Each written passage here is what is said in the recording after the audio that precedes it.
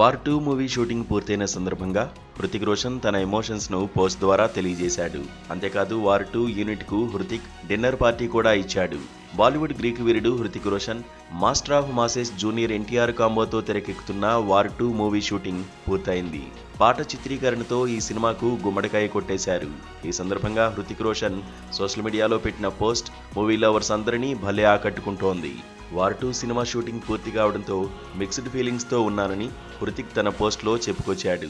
149 రోజుల పాటు జరిగిన ఈ షూటింగ్ను తలుచుకున్నాడు. చేజ్, యాక్షన్, డ్యాన్స్, రక్తం, చెమట, గాయాలు ఇలా అన్నిటినీ ఆస్వాదించానని, అవన్నీ కూడా వర్త్ వాచింగ్ మూవీకి దారితీశాయని తెలిపాడు. జూనియర్ ఎన్టీఆర్తో కలిసి పనిచేయడం ఎంతో గౌరవంగా భావిస్తున్నానంటూ ఎమోషనల్ కామెంట్ రాసుకొచ్చాడు. తామిద్దరం కలిసి వర్క్ చేయడం సంథింగ్ స్పెషల్ అన్నాడు. ఈ సినిమాలో కియారా అద్వానీలోని మరో కోణాన్ని జనాలు చూస్తారని హృతిక్ ఆసక్తికర కామెంట్ చేశాడు.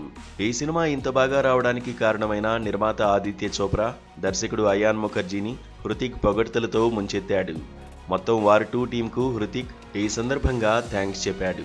తాను పోషించిన కబీర్ పాత్రను వీడి వెళ్లడం అనేది తనకు ఓ తీయని బాధను కలిగిస్తోందని, మళ్లీ మామూలు మనిషి కావడానికి కొద్ది రోజుల సమయం పడుతుందని చెప్పుకొచ్చాడు హృతిక్ రోషన్.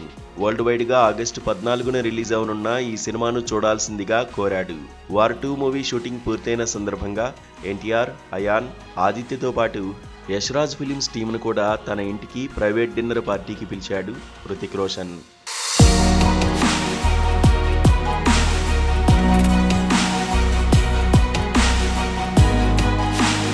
మరోవైపు వార్ 2 మూవీ షూటింగ్ పూర్తి కావడంతో హృతిక్ రోషన్ పై ఇంట్రెస్టింగ్ ట్వీట్ చేశాడు యంగ్ టైగర్ ఎన్టీఆర్. ఎన్నో జ్ఞాపకాలను ఇచ్చి వార్ 2 చిత్రీకరణ పూర్తయింది. సెట్స్లో హృతిక్ సార్తో వర్క్ చేయడం చాలా సంతోషంగా ఉందన్నాడు.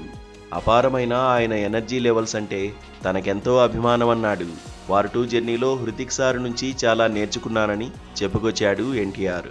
మీ పరిస్థితి ఎలా ఉందో తెలియదు కానీ నేనైతే ఎప్పుడెప్పుడు వార్ 2ను బిగ్ స్క్రీన్ పై చూద్దామా అని ఆగస్టు 14 కోసం ఈగర్గా వెయిట్ చేస్తున్నానని అభిమానులను ఉద్దేశించి ట్వీట్ చేశాడు ఎన్టీఆర్.